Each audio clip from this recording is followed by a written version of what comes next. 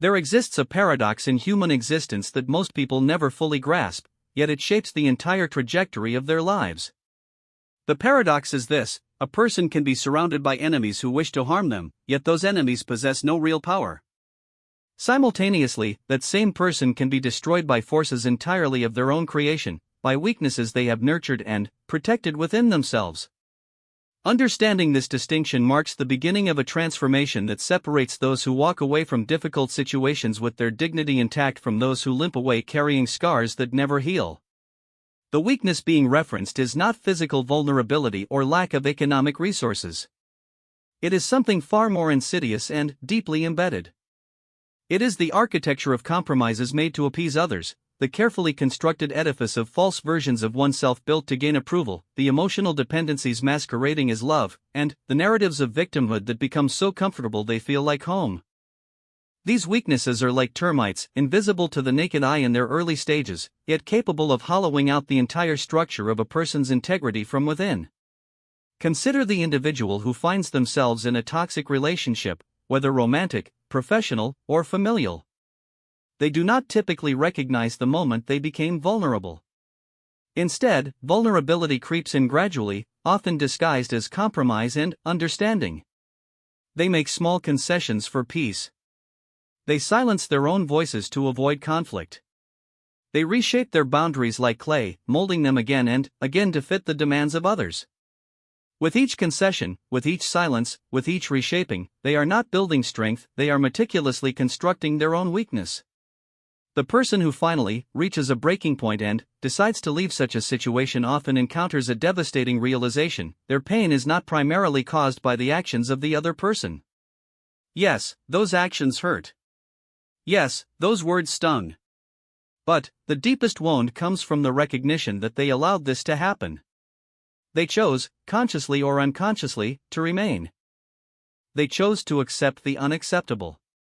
They chose to believe that their own needs were less important than maintaining the status quo. In this moment of realization, something begins to shift.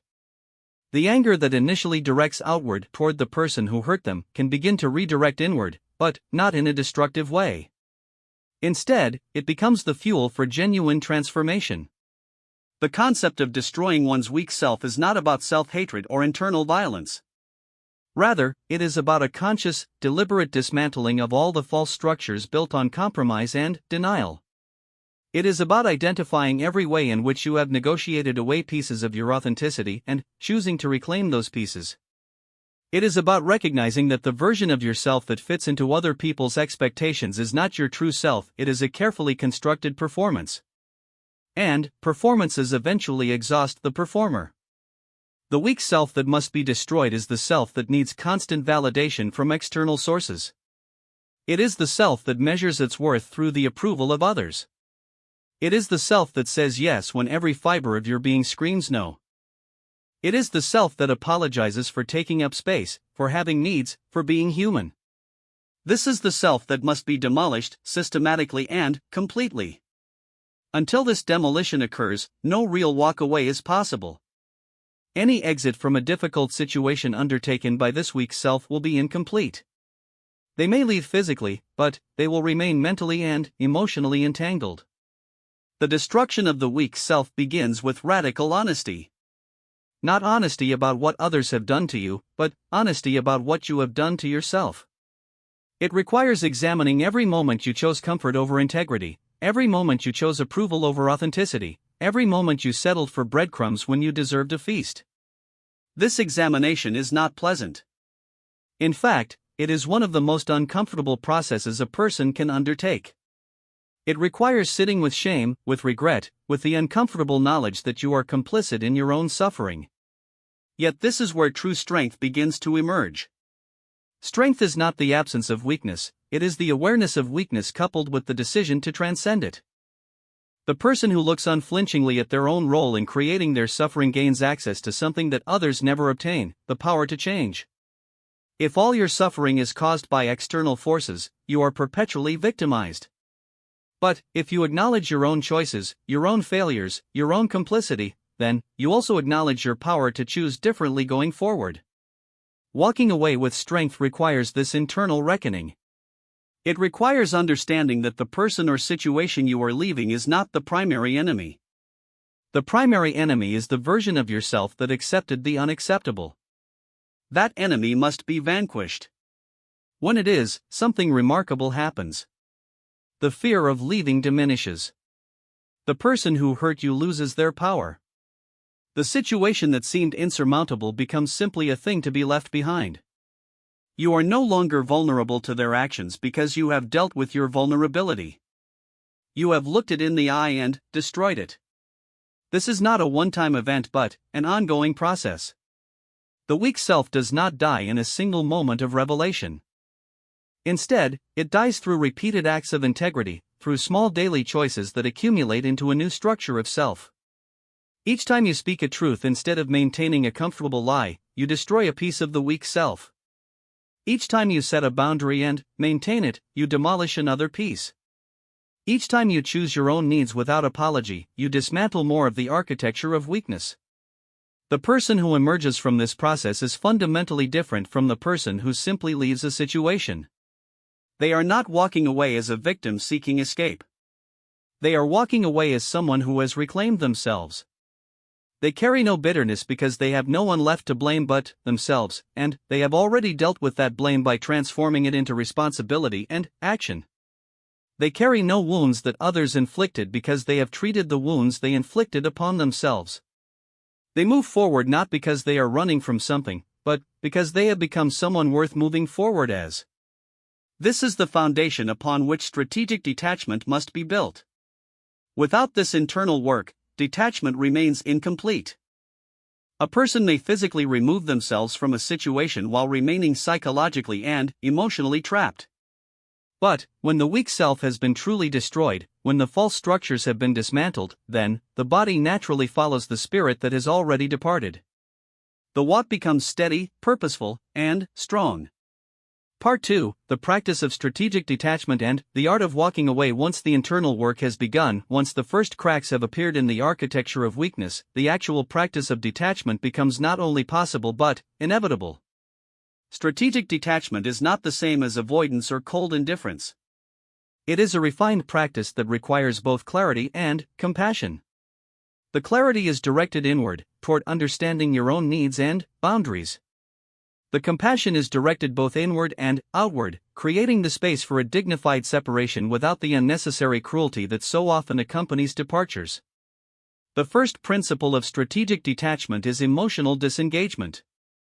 This does not mean ceasing to care about people, it means ceasing to allow their actions to determine your emotional state.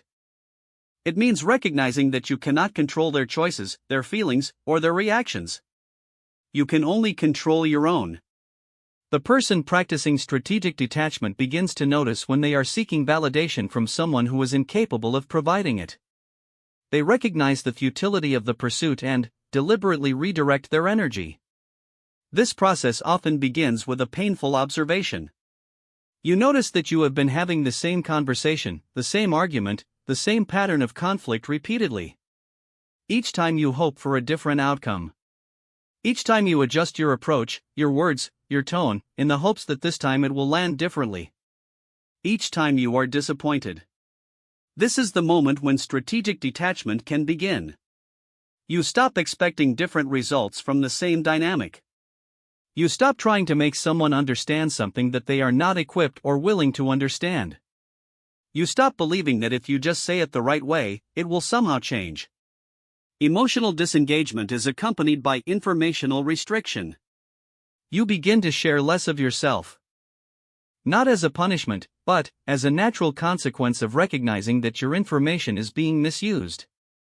If someone has repeatedly hurt you with knowledge they have about you, part of strategic detachment is simply not giving them that information anymore. You do not tell them about your dreams, your vulnerabilities, your plans, your progress. Not because you are being cold, but because you are protecting something sacred, your interior world. As emotional disengagement deepens, you notice something remarkable happening. The person's attempts to provoke you, to hurt you, to control you, begin to lose their power. This is because their primary tool was your emotional investment in their opinion. When you remove that investment, their arrows no longer find their target. They may continue shooting, but you are no longer standing in the line of fire. You have moved. The second principle of strategic detachment is the reclamation of mental space.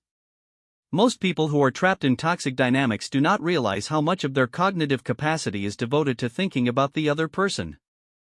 Their mind is filled with replaying conversations, imagining future scenarios, rehearsing arguments they should have made, analyzing words and gestures for hidden meanings. This is a massive drain on mental and emotional resources. Strategic detachment involves deliberately reclaiming this space. This is done through deliberate redirection of thought. When your mind returns to the person or situation, and it will, many times, you acknowledge the thought without judgment and, then, deliberately move your attention elsewhere. You do not suppress the thought or berate yourself for having it. Instead, you treat it like a cloud passing through the sky and turn your attention to something you are actively building in your life.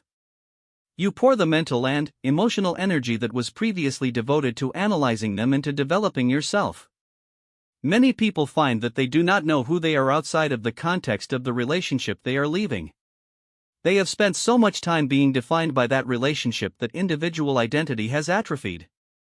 Strategic detachment provides the opportunity to discover or rediscover who you are. What do you actually enjoy? What have you always wanted to learn? What dreams did you abandon? What kind of person do you want to become? These questions, answered honestly and pursued actively, become the new focus of mental space. The third principle of strategic detachment is boundary establishment and maintenance. Unlike emotional disengagement, which is largely internal, boundaries are external. They are the physical and communicative structures that protect your space. Healthy boundaries are not walls meant to hurt people, they are fences meant to protect yourself. They are communicated clearly and enforced consistently. Boundaries take many forms. They might be limited contact, where you see or speak to someone on a specific schedule rather than allowing them unlimited access to you. They might be no unannounced visits, no late-night communications, no discussions of certain topics, no involvement in your personal decisions. Boundaries might also include the complete elimination of contact, depending on the severity of the situation. The critical element of boundary maintenance is consistency. A boundary that is occasionally enforced and sometimes violated is not a boundary, it is a suggestion. The person practicing strategic detachment must be willing to enforce their boundaries even when it is uncomfortable, even when it provokes a reaction, even when it seems like it would be easier to bend just this once. The just this once is where the weak self reasserts itself. It is where the old patterns begin to rebuild themselves. The fourth principle of strategic detachment is perspective transformation. This is where the practice becomes truly sophisticated. You begin to see the person or situation you are leaving not as a massive, all-consuming force in your life, but as a relatively small part of your overall experience.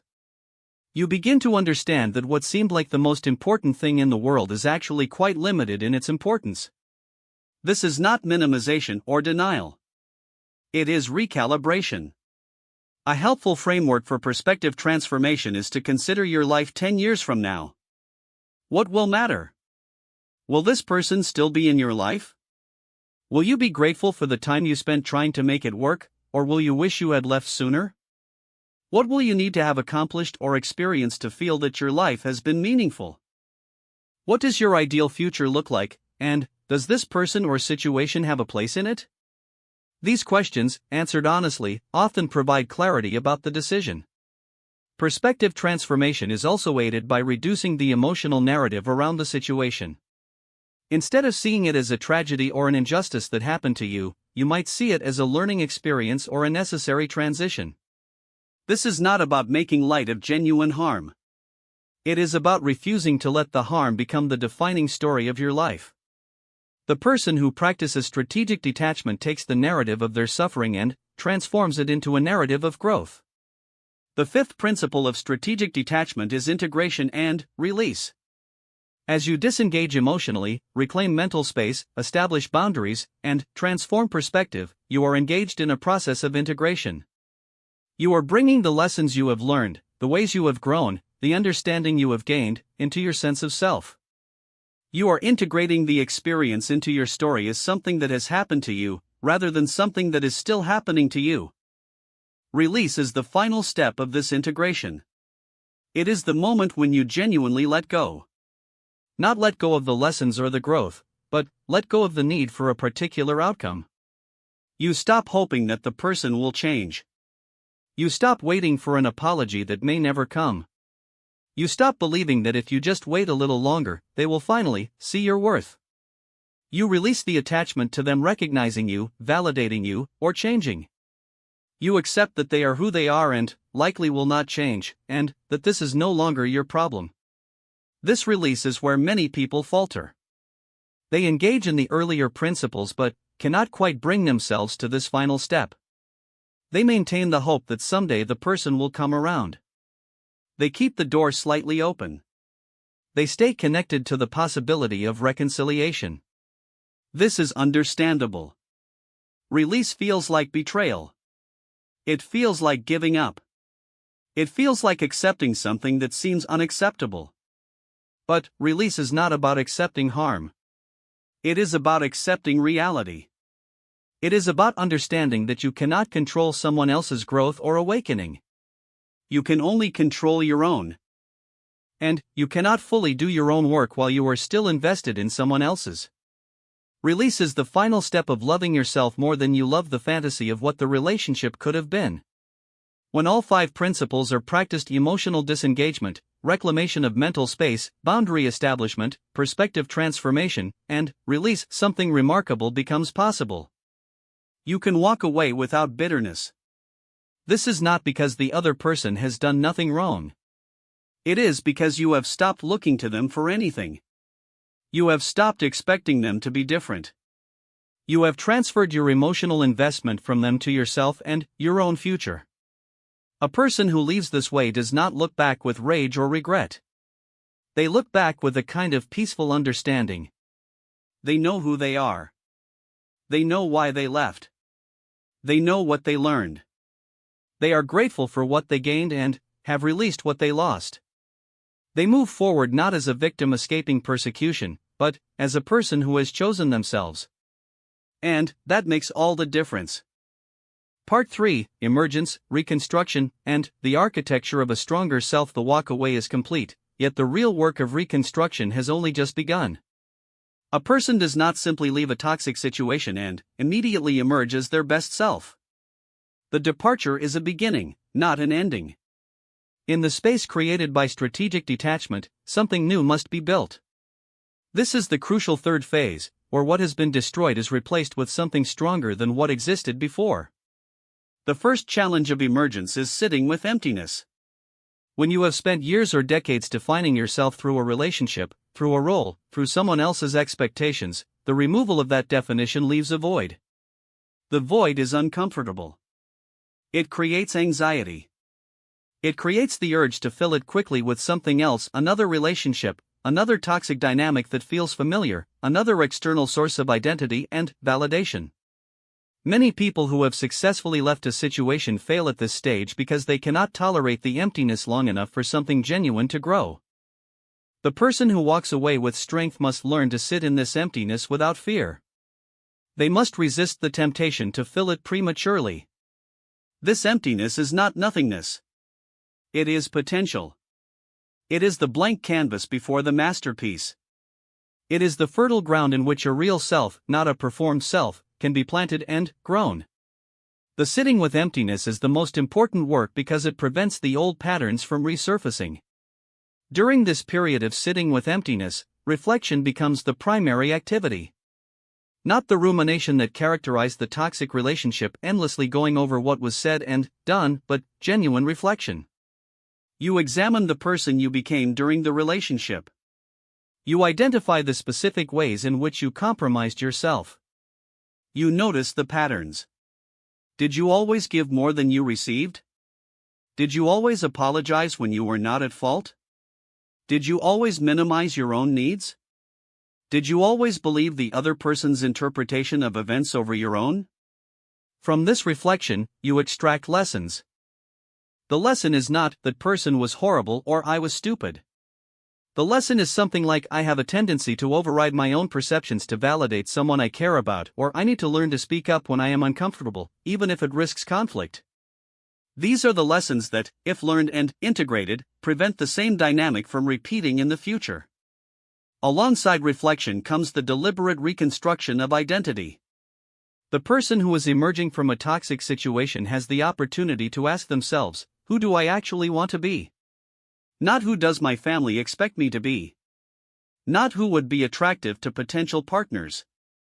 Not who my boss would prefer me to be. But, who, deep in my core, do I actually want to be? This is a question most people never genuinely ask themselves. The reconstruction begins in small ways. You notice what you actually enjoy, not what you have convinced yourself you should enjoy. You read books that interest you, not books you think you should read to appear intelligent. You spend time with people who genuinely bring you joy, not people you think you should associate with. You pursue activities that make you feel alive, not activities that look impressive to others. These small choices, accumulated over time, gradually construct a sense of self that is actually rooted in who you are, not who you are pretending to be. Physical reconstruction is equally important. The body holds trauma, and the person emerging from a toxic situation often carries this trauma in their posture, their breathing, their tension. Strategic practices help release this tension. This might be yoga, which teaches the connection between mind and body. It might be running or dancing or any form of movement that brings presence and release simultaneously. It might be massage or bodywork that helps you reconnect with your physical self as something deserving of care. As physical and identity reconstruction occur, emotional reconstruction becomes more possible. You begin to feel again. Often, people in toxic situations become emotionally numb. They stop feeling their pain because feeling it would be overwhelming. They stop feeling joy because they have learned that joy is often followed by disappointment. The numbness was protective.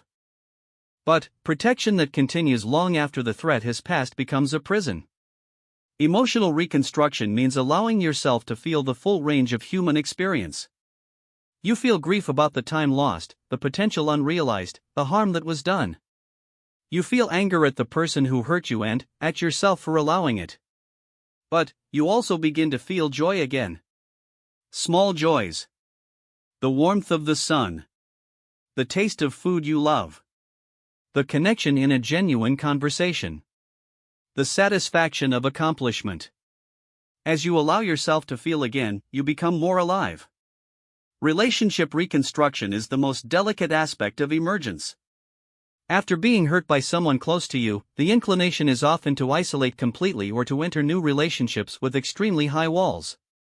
Neither approach serves long-term flourishing. Instead, relationship reconstruction begins with you learning to have a healthy relationship with yourself. This is the relationship upon which all others are built. A healthy relationship with yourself includes talking to yourself with the kindness you would offer a dear friend. It includes making commitments to yourself and keeping them. It includes honoring your own needs without apology. It includes celebrating your own victories, no matter how small. When you can do these things, you become capable of healthy relationships with others because you are no longer dependent on them to provide what you cannot provide for yourself. Only from this foundation of self-care and self-respect can healthy relationships with others be built. As you enter new relationships or repair relationships that were damaged during the period of toxic attachment, you do so with clearer eyes. You recognize red flags more quickly. You maintain boundaries even when you care deeply. You are willing to walk away again if needed, because you have already proven to yourself that you can do it and survive. You are willing to walk away, which paradoxically makes you less likely to need to, because you are not desperate or codependent. The reconstruction of life structure is another crucial element. During a toxic situation, life often becomes disorganized. Routines are disrupted by emotional turmoil. Habits are formed in response to stress or to try to control an uncontrollable situation. Health suffers. Work suffers. Hobbies and interests are abandoned. The person emerging from this situation has the opportunity to build structure deliberately and intentionally. This structure is not oppressive. It is liberating. You create routines that support your well-being. You establish sleep schedules that allow your body to rest and repair. You create space for exercise, for nutrition, for work, for play, for rest. You build a life that feels sustainable and nourishing. This structure becomes the foundation upon which you build everything else. It is impossible to build a strong sense of self on top of a chaotic, unstructured life. Perhaps the most important element of emergence is the cultivation of meaning. The person who is emerging from a toxic situation has been given an unexpected gift: perspective. They have looked into the abyss and survived. They have realized that what they thought they could not live without, they can actually live without. They have discovered that they are more resilient than they believed. They have learned that their worth is not determined by another person's opinion of them. These are not small realizations. They are the realizations that transform lives. From this place of hard-won perspective, the person who is emerging can ask, what do I want my life to mean? What do I want to contribute? What kind of impact do I want to have? These questions, answered in the aftermath of destruction and, in the process of reconstruction, often lead to a sense of purpose that is deeper and more authentic than anything that existed before. The person who emerges from a toxic situation is not the same as who they were before entering it.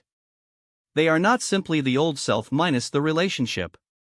They are a fundamentally different person.